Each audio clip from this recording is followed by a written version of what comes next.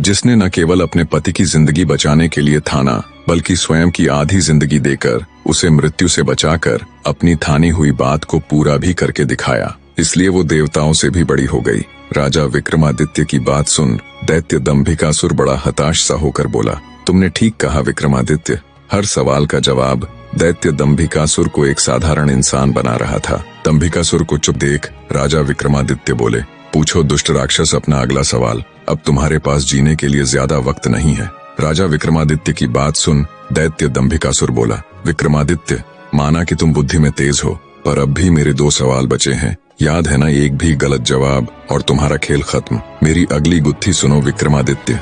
शशिबाला जैसे ही जवान हुई, उसके रूप यौवन के चर्चे दूर दूर तक फैल गए। एक तो शशिबाला कंचनपुर नरेश की इकलौती संतान थी, दूसरा वो इतनी खूबसूरत थी कि कोई अगर पल भर के लिए भी उसे देख ले तो पूरी जिंदगी भुला न सके। अत्यधिक सुंदर और इकलौती संतान होने के कारण आस पड़ोस तथा दूर दराज के राज्यों से राजकुमारों के रिश्ते उसके लिए आने लगे। राजकुमारी के लिए इतने रिश्तों को देख एक ओर तो कंचनपुर नरेश अत्यंत प्रसन्न थे, पर दूसरी ओर स्तब्ध भी थे कि राजकुमारी के लिए किस रिश्ते को स्वीकारे और किसको ठुकराए। आखिर उन्होंने राजकुमारी शशिबाला से ही हर रिश्ते पर विचार विमर्श करना शुरू कर दिया, मगर राजकुमारी ने उनमें से किसी भी रिश्ते को स्वीकार नहीं किया। धीरे धीरे समय गुजरने लगा। कंचनपुर नरेश को चिंता सताने लगी कि एक से बढ़कर एक राजकुमार का रिश्ता आ रहा है, पर राजकुमारी तो हर रिश्ते को ठुकरा देती है। आखिर इसके मन में क्या है? आखिर यह चाहती क्या है? एक दिन नरेश ने अपनी बेटी से पूछ ही लिया, बेटी, तू हर रिश्ते को ठुकरा रही है, इसका क्या कारण है? क्या तुझे उनमें से कोई भी राजकुमार पसंद नहीं?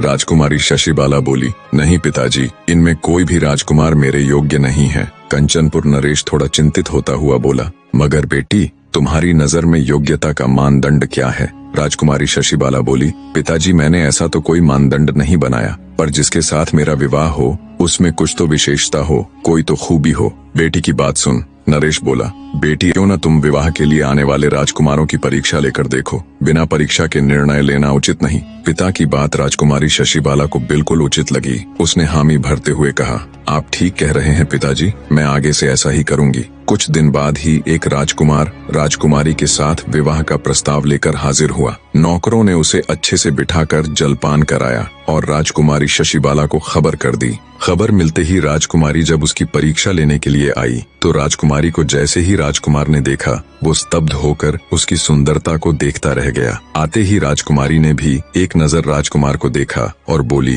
तुम में ऐसा क्या विशेष गुण है जो मुझसे विवाह करना चाहते हो? राजकुमार बड़े आत्मविश्वास के साथ बोला, मैं त्रिकालदर्शी हूँ। मैंने सालों वन में कठिन तप करके एक सिद्ध योगी से इस